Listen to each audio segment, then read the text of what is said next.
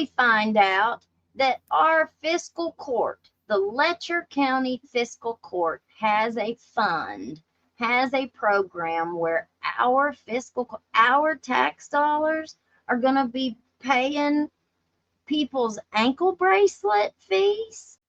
Where did that come from? And I've never heard about it, but we found it in the audits that we looked at. So whenever we went and looked at the audit, I don't know if it was the fiscal court's audit or if it was the sheriff's department's audit, but one of the audits that we read and went through, there was a fund that was set up through our fiscal court to where they would pay for ankle bracelets for people who couldn't afford to pay for it. Now, I don't know if that was set up during the COVID time or what, but you know as well as I do, these women who weren't able to pay for their ankle monitors, their only option was to sleep with Ben Fields. Nobody was telling them, hey, our fiscal court will help you pay for that if you can't pay for it, it's really, really difficult to find advocates for people like that are recurring drug offenders. They don't really have any advocates.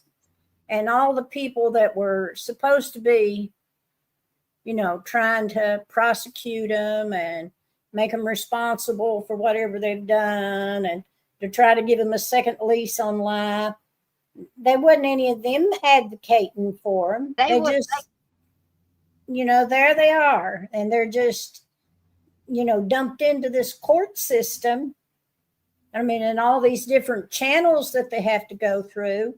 And there's not anybody that's on their side. I tried, is what better than anybody knows, how hard I tried to be an advocate for Matt treatment back years ago down there. And there wasn't none of them. Like, they laughed at me, they mocked me, they, just dismissed anything I had to say. And it would always make me so mad that it made me go back to school to get another degree. I thought, well, I just think that's such a shame on society that those women were abused that way.